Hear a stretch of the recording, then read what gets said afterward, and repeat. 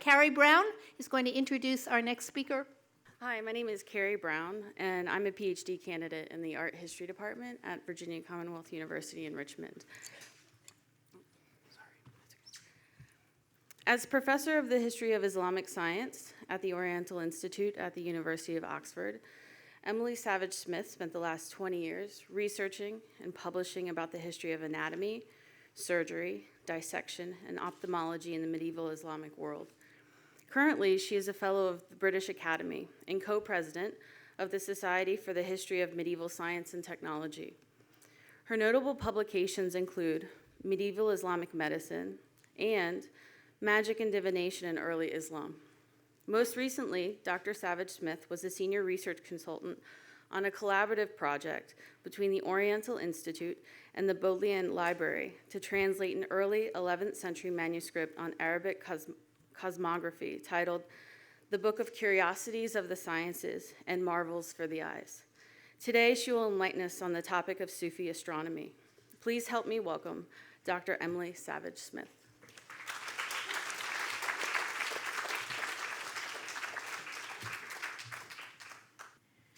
First of all, of course, I want to thank Sheila and Jonathan for inviting me to be part of this quite fascinating symposium. Fascinating for me because I'm learning a great deal.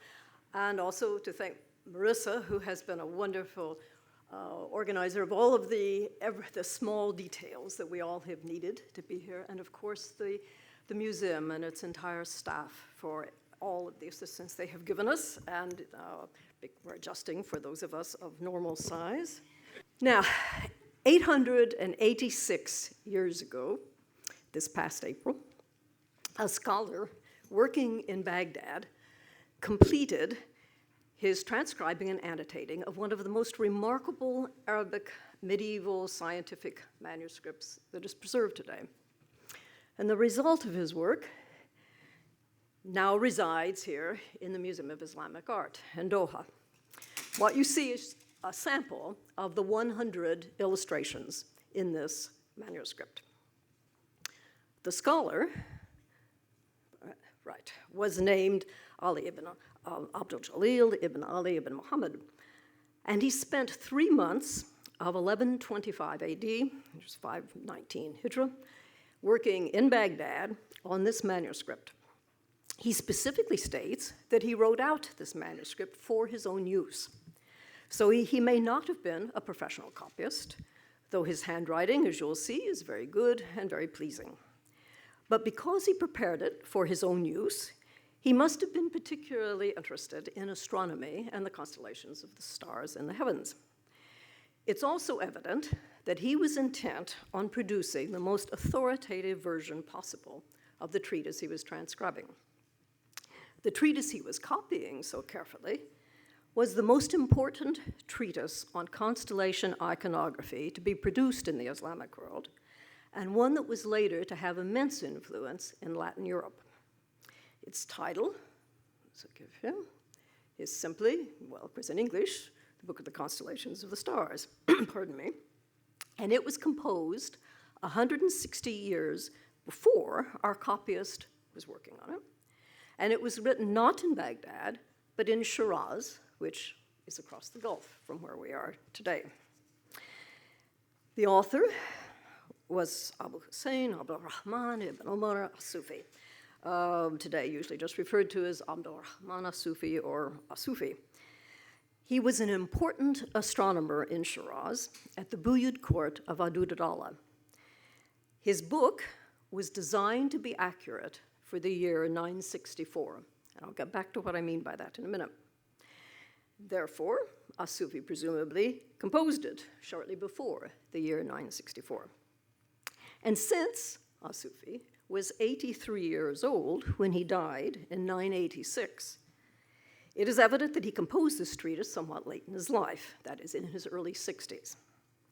We also have preserved today 4 additional astronomical treatises by him, 3 on the astrolabe and 1 on the celestial globe.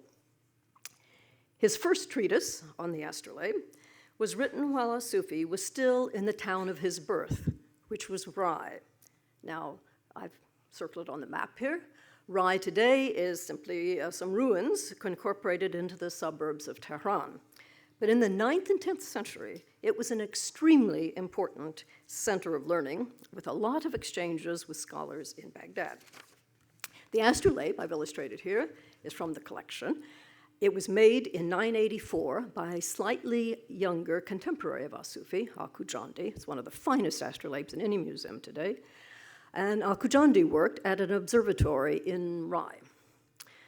Now, all astrolabes have 10 to 20 major stars indicated on them, sometimes more.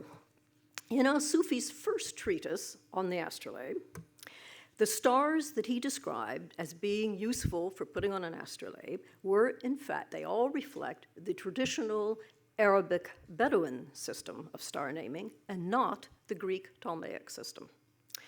This suggests that at the time he was still working in Rai, he was not well acquainted with the Almagest that was written by the very famous Alexandrian astronomer Ptolemy, who died about 168 AD. The Almagest, originally composed in Greek, was translated into Arabic in the 9th century, and in the Islamic world, it became the major source for mathematical astronomy and also the classical Greek system of stellar constellations, which would be Orion, Cassiopeia, Ursa Minor with the pole star. All the constellations that we're so familiar with today came from the Almagest. So sometime between the interval of time when Sufi was working in Rai and wrote his first treatise and the time he is in Shiraz under the patronage of Adud-ad-Dawla, he has become very familiar with the Almagest of Ptolemy.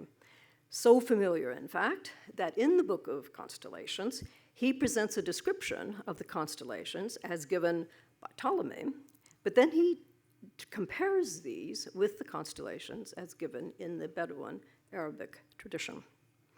And then later, after he composed the Book of Constellations, he then composes a second treatise on the astrolabe, this one for the same patron, Adud-ad-Dawla, in Shiraz.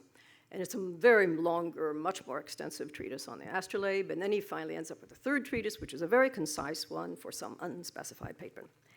Finally, when he was 82 years old, he composed a treatise on the celestial globe, which was dedicated to a son of Adud-ad-Dawla, who, after the death of his father, had become ruler of Kerman as well as Iraq in 982. So we see a wonderful career curve with remarkable activity in later life, from his early 60s into his very early 80s, which I find very encouraging. Now, the globe, in particular, played a fundamental role in the production of the Book of Constellations. So I'm going to pause for a minute to consider what a celestial globe looked like. Regrettably, we don't have any globes that were made before Asufi's day, although we know that a large number were produced, certainly as early as the early 9th century in Baghdad. We just don't have them. The earliest, this is the picture of the earliest preserved celestial globe from the Islamic world that we have today, or in any part of the world for that matter. And it was made 100 years after Asufi died, and in Spain, as you can see, in 1080. It has rather rubbery human figures, none of them clothed, and the iconography bears very little resemblance to the illustrations in Al-Sufi's treatise, except that all 48 classical constellations are illustrated on the globe, along with the stars, all indicated by circles. And I've just put on here, on the right-hand side, yes, you'll see the constellation of Serpentarius as it appears in the Doha manuscript, and I've shown you where it is on the globe, which is sort of dead center. Hercules on the left, and you'll notice on the globe, Hercules is actually upside down. Right. Now, this globe made in Kerman, besides having the instrument maker's name on it and the date, also has an engraved inscription. Reading and translation, the stars were placed according to the Book of Constellations by Asufi after increasing the longitudes by 6 degrees, 3 minutes to our time in the year, which is equivalent to 1362 of our era today. This inscription is interesting for two reasons. It shows that Asufi's treatise provided the coordinates for latitudes and longitudes for later instrument makers. Secondly, it brings up the matter of what I meant when I said the Book of Constellations was made to be accurate for 1 year, 964. Now, you might think that star positions would not change, but indeed they do. That is, their longitudes change, not their latitudes. And this is because of the precession of the equinoxes. Now, the Earth wobbles as it spins, just as a spinning top wobbles. And this produces what is called precession. This means that at the spring and autumn equinoxes, if you looked at the stars that were visible in the sky just before the sun rises, and you did that over a period of time, even the lifetime, one person's lifetime, that is, if the person lived to be 70 years old, they would observe a shift in the positions of those stars that are visible. Sufi said that they shifted 1 degree per 66 years. Other scholars at the same time took the figure of 1 degree per 70 years. 70 is probably a little closer to what it is. And this shift, or precession, has great significance over time. Ultimately, in about 13,000 years from now, Polaris will no longer be the pole star. Vega will be the star that is closest to the North Pole. In more practical terms, it means that on every astronomical instrument on which you have stars indicated, as well as the ecliptic, which is the apparent path of the sun, then after 70 years, the instrument will be out of date, or inaccurate by 1 degree for stars near the ecliptic. In other words, all the astrolabes and globes that we now see in museums today, and there are a magnificent collection of them here, are in fact out of date, and they would not function properly were you to use them now. And this no doubt accounts, I think, for why we have so many astrolabes and celestial globes preserved today, because they had to be constantly updated. And it's because of this precession, or shifting, that al-Sufi was able to adjust the longitudes that he gives in his star catalogs to make them precise, at least theoretically, for one given year. Now, while al-Sufi did not write a treatise on the celestial globe until he was 82 years old, actually, he did employ celestial globes in the design of his Book of Constellations some 20 years earlier. And there is one account that associates al-Sufi with the actual production of a celestial globe.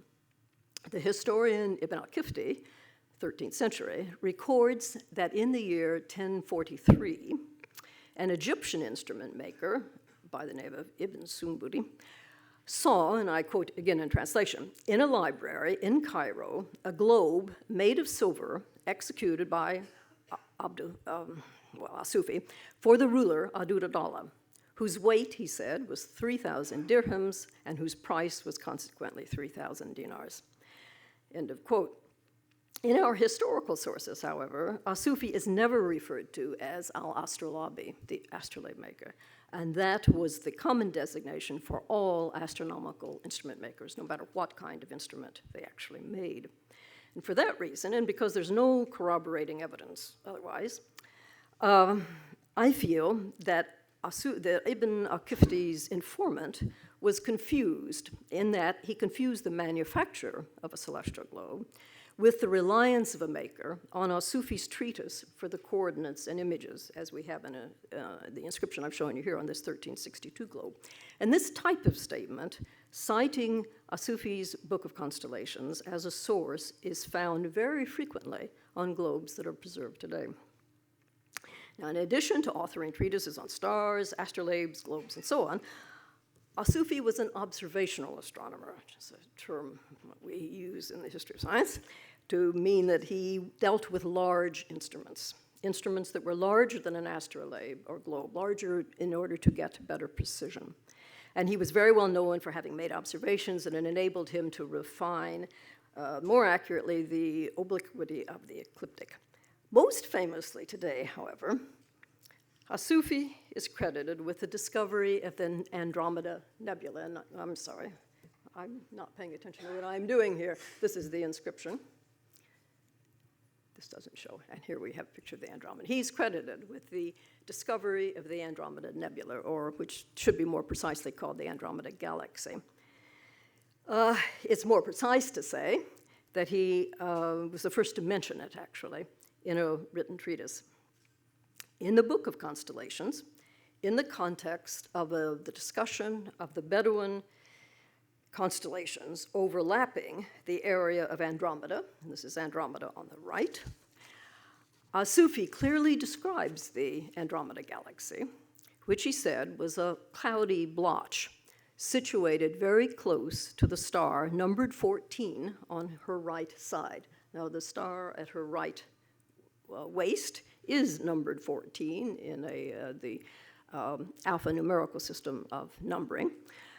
The galaxy, however, is not known to be illustrated in any Sufi manuscript, except possibly for this Doha copy, where, somewhat ironically, I think, and I've encircled it on green, there is a splodge, a red splodge, but it may, in fact, be an accidental offset of ink from the facing page.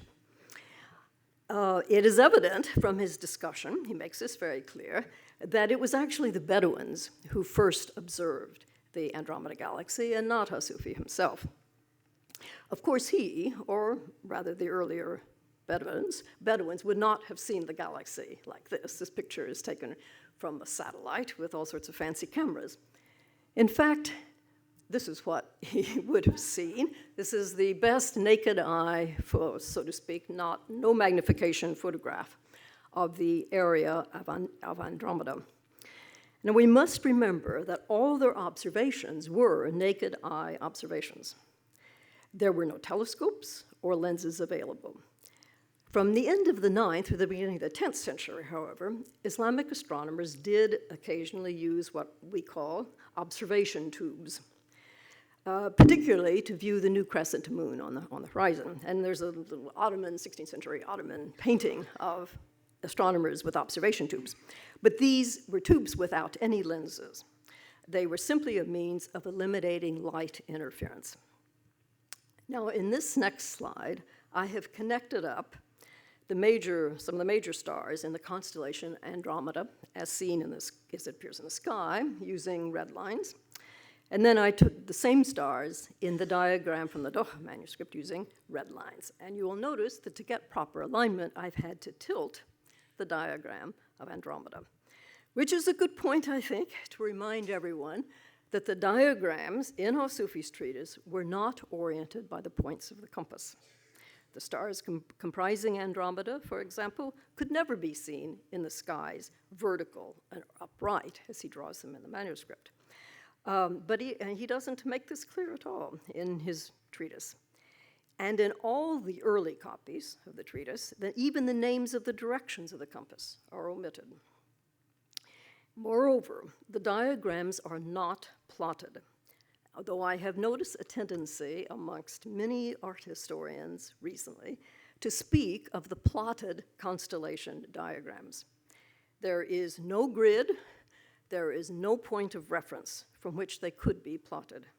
In other words, the diagrams, although important though they are not scientific diagrams in any measured or quantitative sense.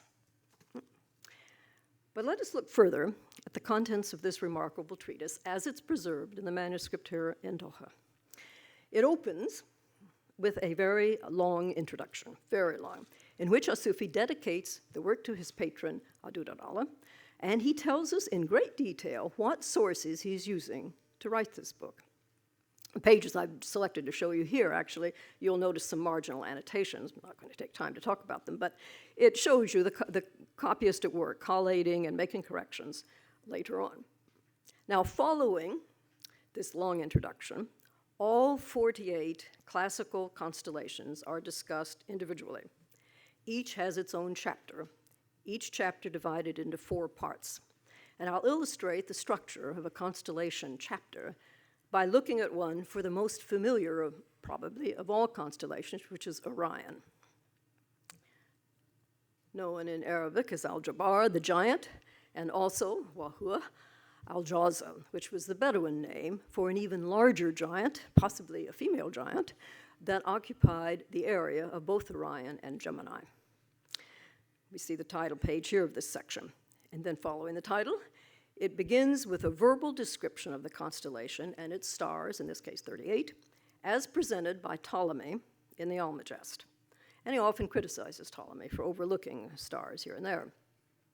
In classical antiquity, the constellation outlines were all based on Greek mythological figures, such as Orion the Hunter in this case. But Al-Sufi does not attempt to recount any of the myths that underlie the original iconography. The second section, for Orion in this case, presents a description of the same area of the sky, but in terms of the indigenous Arabic Bedouin constellations and star groups. In the 9th century, which was a century before Al-Sufi worked, a number of early lexicographers and grammarians recorded the pre-Islamic Arabic poetry and rhymed proverbs that reflected this earlier Bedouin tradition of delineating the skies. And in his introduction, Al-Sufi provides us with the names of 3 authors whose treatises he used for his knowledge of the pre-Islamic Bedouin constellation imagery. Those are the names. Regrettably, all 3 treatises are now lost, which makes, therefore, Al-Sufi's own book on the constellations a valuable source of information on this topic. These sections on Bedouin constellations are not illustrated, with one exception, which is that of the section on Andromeda. You see a copy over here, because in this copy, there is an illustration of 3 Bedouin constellations, a camel, a horse, and a fish, that were imagined to be near Andromeda. I'm going to return to this illustration a little bit later. The third section of the chapter on Orion, this is where you have the two illustrations given for every single constellation. On the right, we have the constellation as shown on a globe, and on the left, in the sky. On the globe, it is as if you are looking outside the sphere of stars and looking down on it. Whereas the sky picture, you have to think of yourself as being on Earth and looking at the underside of the sphere of stars. And so the result is that the figures are reversed, right to left, or in fact, east to west is what it is. The basic outlines of the Greek mythological figures were maintained in this treatise, though sometimes there are substantial changes. For example, Orion in Greek mythology was a hunter carrying a lion's skin over his arm, whereas in this illustration and in all Islamic depictions of Orion, he just simply has a very long sleeve. Now, I've placed also a few modern star identifications there. This is just to remind you that hundreds of so-called modern star names are simply very poor Latinized versions of Arabic star names. But that's another lecture in itself.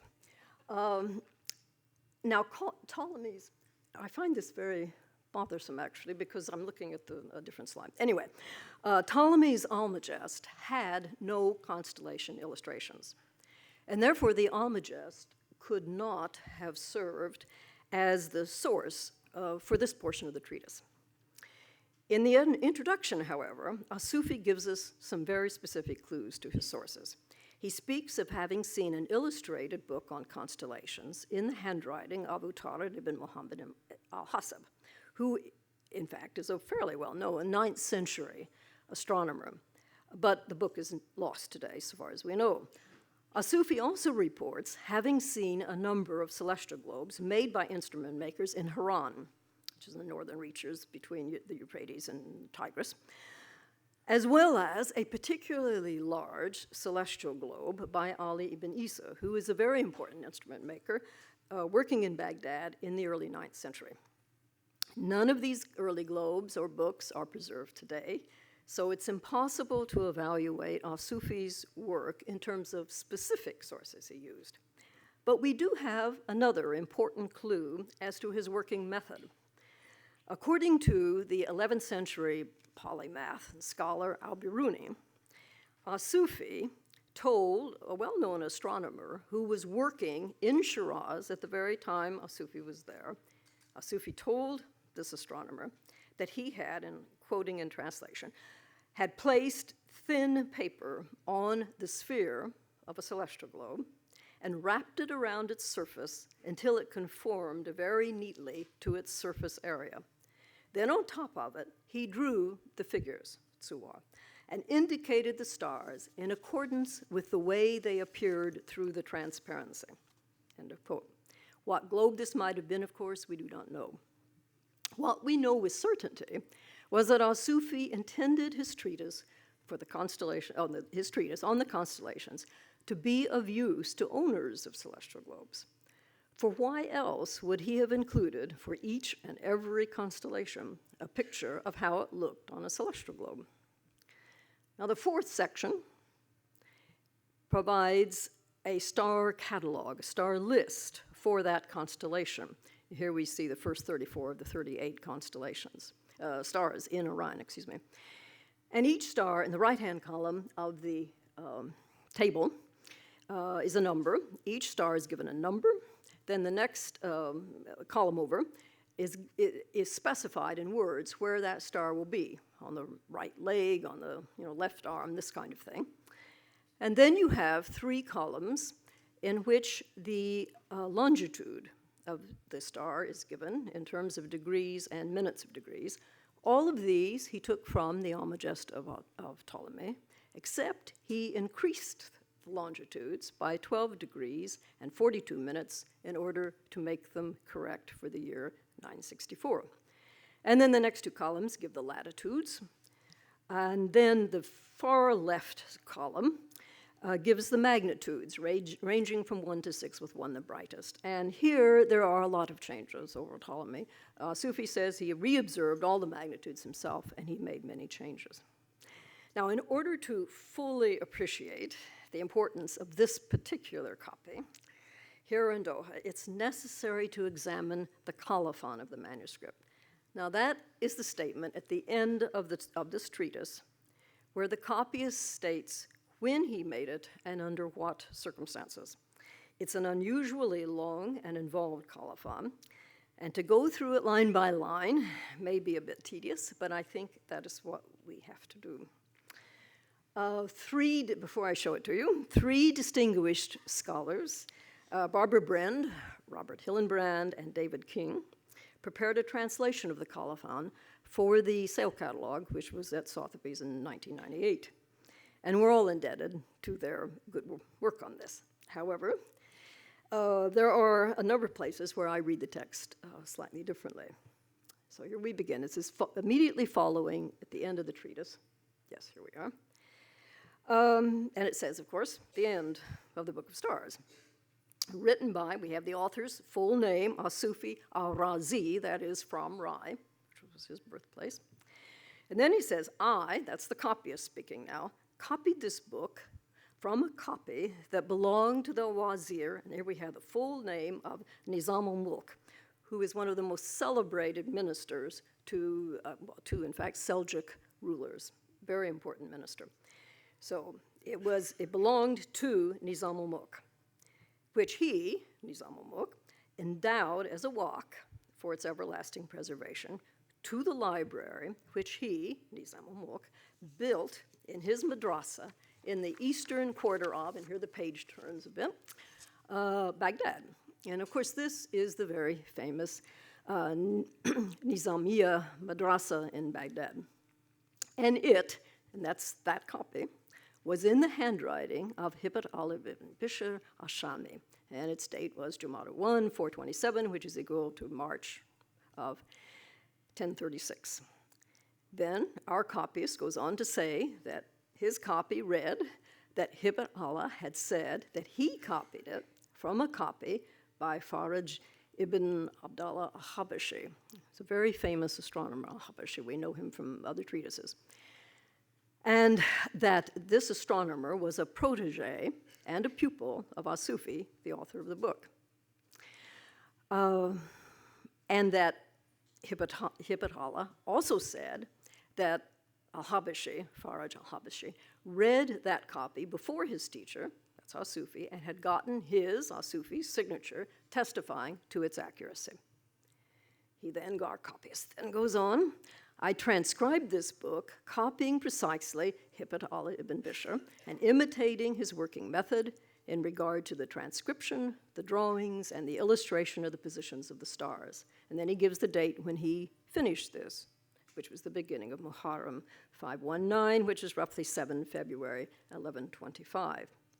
And then we again have the copyist's name, and that he did it for his own use, linafsihi, in Baghdad. Praise be to God. Now, if that is not enough, he now he continues on, same page. The handwriting changes slightly, more ligatures here. I, the copyist, compared this book from its beginning to end during the month of Zafar of the year mentioned above, so we've moved to March. And it is a reminder of how very literate the society was at this time. That a woman who was a head housekeeper now that, mind you, that would be a very important position within the caliph's establishment, probably the second most important woman in the running of the caliph's female establishment. Anyway, it was, however, if we notice in the next line, he bequeathed it as a waqf. So presumably it was the caliph who then gave this manuscript, bequeathed it as a waqf. And then here our copyist is speaking again. I have confirmed the transmission, a technical term here, and corrected this copy with utmost diligence. I improved its illustrations as much as it was possible to do so, given in their given position. But when this was not possible, the copyist tells us, I drew it by itself on leaves of paper, which I added to the book after the poem. And in the production of the illustrations, I took as a model the workmanship and the draftsmanship of Asufi. Only in God is there success. So here we have two copies. One he used in February, another one he used in March. Now, notice that he mentions having added leaves after the poem. The poem in this copy immediately follows this colophon. And I'll show you the title page here, which is the very next page. And here is the title. And you will see that the poem is written, tells us, by the son of Asufi. And it is a didactic poem on the constellations. Only 4 are actually illustrated in this copy. And you'll see why, I think, in a moment. By the way, this is absolutely the earliest copy we have of this poem. But at the end of the poem, we have yet a third, if you will, colophon, which I shall move on to here. He says, I, the copyist, desire to make clear in this poem, which has now preceded this colophon, all the types of illustrations in keeping with what I recorded in a number of places at the poem's beginning. Rather obscure here, I think. For when I encountered personally the book of illustrations that the author had composed in his own hand, that was the one done for Adudadala, I had copied the illustration, following carefully his work, onto leaves added later. Each illustration of the constellations in this book had 4 forms. Now that would suggest that he had 2 illustrations, one for the globe, one for the sky in the treatise itself, and then 2 more, one for the globe, one for the sky in the poem. You would think, or should be. But he then goes ahead, and he says, but I omitted illustrating that in this poem, because the same form was often repeated, and indeed it would be. The placement of the illustration in this poem is under the legend at the end of each fossil. A fossil is the section describing each constellation. And indeed, in the poem, it will say, here follows the picture of the constellation. But they're never there, except for the first 4. Right, nor are there any illustrations following the poem. There are no leaves following the poem. Let me see, what else do we need to get out of this? It becomes quite obscure toward the bottom. There's an illegible marginal comment. But the main thing is to note that I think, he says, the completion of the copying of this poem was during the month of Rabi 1. And here you can't read the year, but I think it's got to be the same year, which would be April 1125. So putting all this information together, what have we got? we come up with the following relationship between the various copies, or what we call exemplars, employed by our copyist.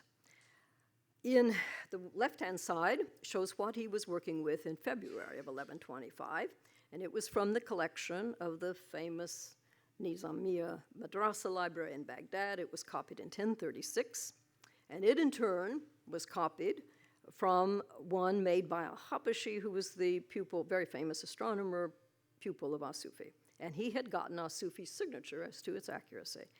The second copy or exemplar that he employed, he used, I think, in March and April of 1125. It had been made for Asufi's patron, Adud-ad-Allah, and it said that all the illustrations and corrections, but not the text, were in the handwriting of Asufi himself. You could simply not have a better pedigree for a copy of this treatise. Now, it's been suggested by the three scholars who prepared the Sotheby's sale catalog that the additions made in brown ink to the text and labels, we'll be seeing some, were made in February, that is on the basis of the earlier 1036 copy, while additions and changes that were made in a slightly blacker ink were made in March after finding the copy made for Adud-ad-Allah. I am not convinced that this holds consistently. There is no doubt, however, that our copyist is making changes and corrections to both the text and the illustrations, but on the basis of which exemplar is, in my opinion, anything but clear. So and there is very little additional help given, I find this extremely confusing. I'm sorry, by these notes that are found periodically throughout the volume. I've given you two samples here, but all the notes read exactly the same, although they're a little hard to read. I would translate them roughly as reading corrected by comparison with the original and made accurate, and then it comes down the next line, corrected, a word I can't read, against another copy in the handwriting of the author. Now, these are in fact standard collation notes, although the vocabulary is slightly unusual, placed at the end of every 10-leaf quire, methodically throughout. They are a means by which the copyist kept track of what he had compared or what he had not yet compared as he goes through a manuscript. They are not to be taken specifically to apply to a nearby illustration, as Brand, Hillenbrand, and King have suggested. Rather puzzlingly, however, they are all written in the brown ink, which Brand, Hillenbrand, and King assigned to the earlier period of February 1125. From their contents, it seems to me, they must have been written after the second copy became available. Moreover, none of these notes occur in the portion of the manuscript that contains the poem. So we do not know if the poem was part of just one of the copies, or both, or if just one, which one. And this lack of information becomes crucial when we try to explain the radically different figure of Cepheus, the constellation Cepheus, that illustrates the poem, which is on the right, versus the two figures of Cepheus, for the globe and sky, that illustrate the treatise proper. Our copyist makes no comment regarding these radically different compositions. In addition to the quite obvious, to me anyway, difference in hats and clothing and so on, there are also external stars, which I've circled, I think, in dark red down there, that are on the drawings for the treatise itself, but they are omitted from the figure that are in the poem. Notice also that the two Cepheus figures illustrating the treatise, that's the left-hand side, they're not identical.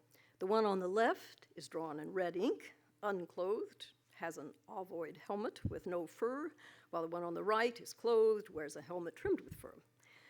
The one on the right has also been redrawn in places with a darker black ink using, according to the catalog, a stylus, perhaps suggesting, again, revision after seeing, if you take their theory, the second copy.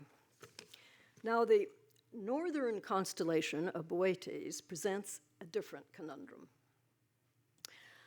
Only 4, as I mentioned, constellations are in the poem. Boetius is not one, so we have only the 2 figures in the main treatise itself.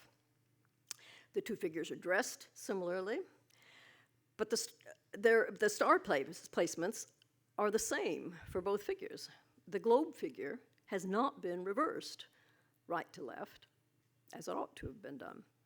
But there is a label put under this globe figure, that's the right-hand one, written, you'll notice, in darker ink, and it reads, in my translation, "This figure was in its construction incorrect, because I made it exactly that way.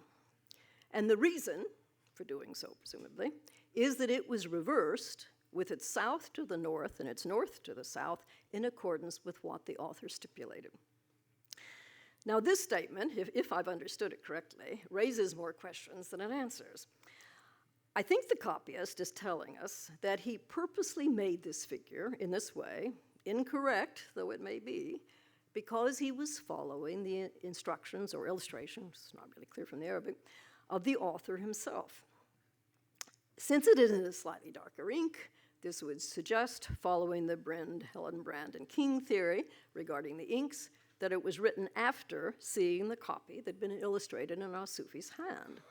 But why would Asufi, a noted astronomer, make such a basic astronomical mistake as to fail to flip or reverse the globe figure in relationship to the sky figure? And if the label was added after seeing Asufi's autograph, then what happened to the original figure that was drawn before the copyist saw the autograph? Or was it that this figure was in both exemplars? Moreover, the comment that about the directions is curious, because he says with its south to the north and its north to the south, but it is the east-west directions that need to be reversed, never the north-south. So, another example of changes by our copyist occurs again in Andromeda. You've seen her earlier. Now you get both views. Now on the right, the globe, left, the sky. The 2 figures are fairly similar. They wear typical 3-pointed Seljuk crowns. The globe figure wears ankle-length pantaloons and pointed black slippers. Is that correct? Yes, it is. While the sky figure has bare legs and feet. But our copyist has gone to some lengths to change the positions of the feet. And I'll give you a detail here. Initially, the feet on both figures were splayed. The right foot on the globe figure and the left foot of the sky figure, however, have been altered. It is not clear when this alteration was made, for there's no particular evidence that the change was made in March after seeing the second copy in Asufi's hand. Moreover, as a historian of science, this is interesting to me, this change is of no significance whatsoever in terms of the constellation design. There are no stars in these feet, and it has absolutely no effect on the accuracy of the drawing. Now, the area of Andromeda, as I mentioned earlier, was, well, maybe I didn't, but was populated by 3 animals, a horse, a camel, and a large fish. And this copy is almost unique in illustrating all 3 of these Bedouin images, superimposed over the classical form of Andromeda. This illustration is actually a very exciting find, although it was rather overlooked in the sale catalog. I suspect that this entire illustration and the text on the back may well be an addition made after seeing the second exemplar with the diagrams in Asufi's hand, for the quire of this manuscript has an extra folio. In other words, there are 11 folios in this quire, when all the other quires are only 10. And I know of only one other manuscript to have such an illustration, and it's in the Bodleian Library. Huntington 212. It was made just 46 years after the copy here in Doha. It's in very, very poor condition and has been withdrawn from use and is not really available for study at the moment. So this remarkable manuscript copy, now in Doha, is undoubtedly our most authoritative copy in terms of the age and accuracy of the exemplars from which the copyist produced it, and one of the most valuable in terms of Bedouin imagery. But is it our earliest copy? In the sale catalog are three authorities, Hillenbrand and King, listed the three earliest copies as one at St. Petersburg that was done, they have two dates for it, 1005 and 1011, an Oxford manuscript, 1009, and of course the present copy here in Doha. Well, we can in fact very easily eliminate the first one, the St. Petersburg copy. It is in fact a 16th, if not a 17th century copy, with quite uninformative labels, by the way. And it consists of two very discrete parts, each with its own colophon by the copyist. And one colophon states that it was based on a copy made in Cairo in, I think, 1011, actually. And it was said in turn to be copied from Asufi's autograph. And the second part says that it was made from a copy made in 1005 and collated against an exemplar, which was collated with another copy, which was collated from the autograph of the author. Now, whatever the ages of the copies employed by the copyist of this St. Petersburg manuscript, the manuscript itself is clearly not older than the copy here, nor in any way is it more reliable. And so that leaves us with the Oxford copy. And of course, the one here in the museum in Doha. The Oxford copy is a very famous manuscript that has been reproduced in facsimile and often cited as the earliest, if not the earliest, illustrated Arabic treatise preserved today. I'll show you some sample illustrations, and in my text there, you will see that the colophon says that it was copied in the year 400 Hijra, which is 1009 to 10, and the copyist's name, which you can all read. Now, if the date given in its colophon is correct, it was copied within 45 years of Asufi's original. And the name appearing in the colophon, which I've given you here, has been interpreted as being Asufi's son. In other words, Al-Hussein, and then the rest of the name is some of the names, anyway, given Asufi. Now the poem, which I've told you about, undoubtedly was composed by Asufi's son. But it is not included in this copy, now in the Bodleian Library, which is, I think, a curious omission if the son was actually the copyist and illustrator of this manuscript. And I'll go ahead and show you the colophon itself, because the colophon, which I've given you in Arabic and transliterated it as well, actually says that this person, interpreted as the son of Al-Sufi, wrote and illustrated the manuscript. Now, there are 5 particular areas of concern here regarding this colophon. One, the actual colophon occurs on a little scrap of paper that is surrounded by Latin notes of Christianus Ravius, who were written in Constantinople in 1644. And in some of those notes, he actually claims to have copied many missing parts of the manuscript from a more recent copy, and it just sort of makes you uncertain. Secondly, the spacing of the lines of text on the back side of this small scrap of paper with the colophon, the spacing of the lines of text is not the same as the spacing of the lines of text throughout the other pages. That's concern number 2. Concern number 3 is the paper, both for the colophon itself and for the manuscript proper itself, because the paper just does not seem to be right for a manuscript of this early date, 1009. Although it has to be said that we have very few similar ancient copies that we feel secure about dating them, with which to compare this. Right. 4, under close examination, the 2 lines of the colophon saying that this person copied and illustrated it do not seem to be in the same hand as the text, and they're written in different ink. And 5 also, there's a very curious word actually written at the end of the line. I've circled it in blue, and no one seems to be able to read what this word is. In other words, the colophon appears very possibly to have been added later. The manuscript, consequently, has been classified as a semi-fake by a pseudovar, which I think is actually quite a good term for it, because the manuscript itself is a good manuscript, except he dates the manuscript to about the 12th or 13th century.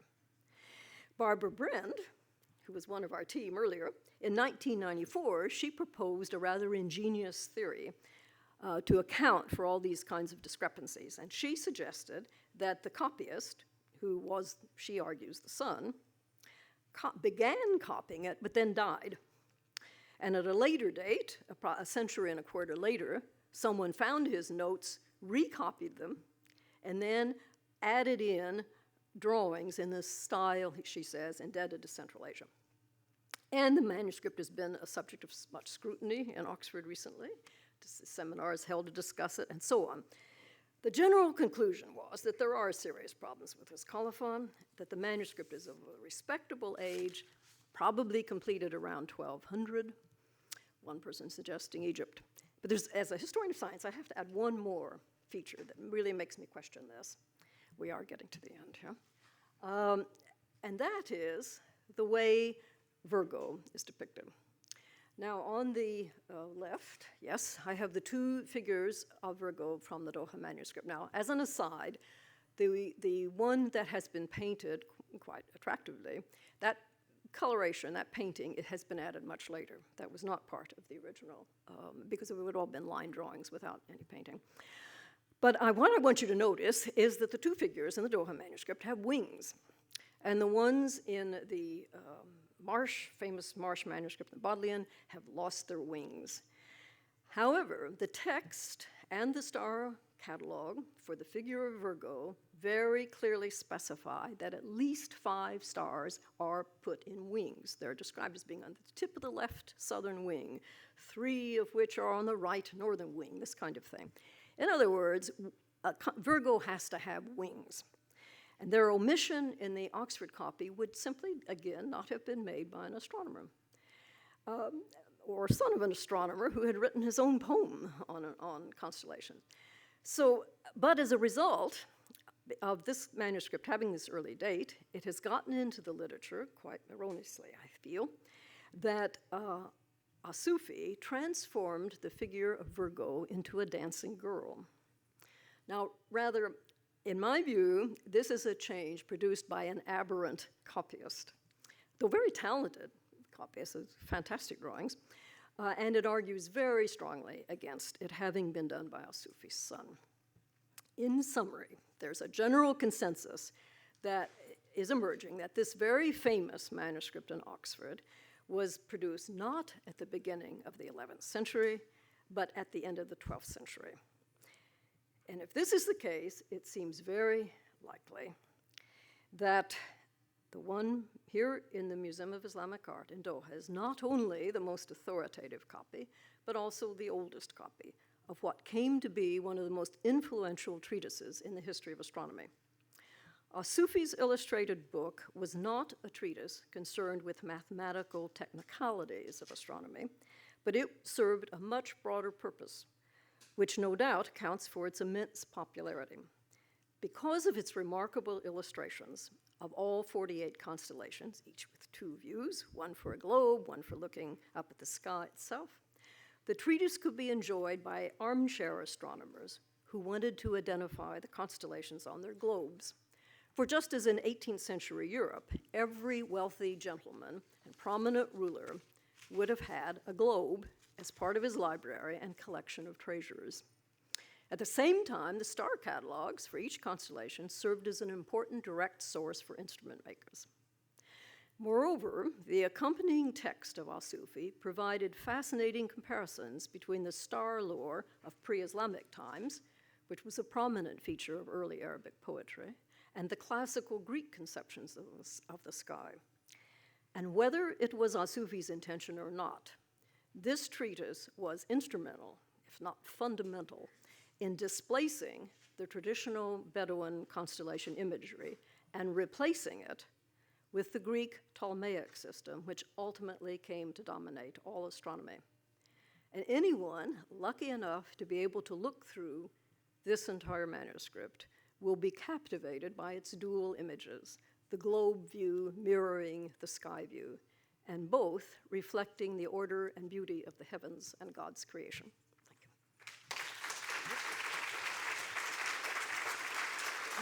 Except I should have. I've been in with the white picture. I don't know why they're not on. I don't, why,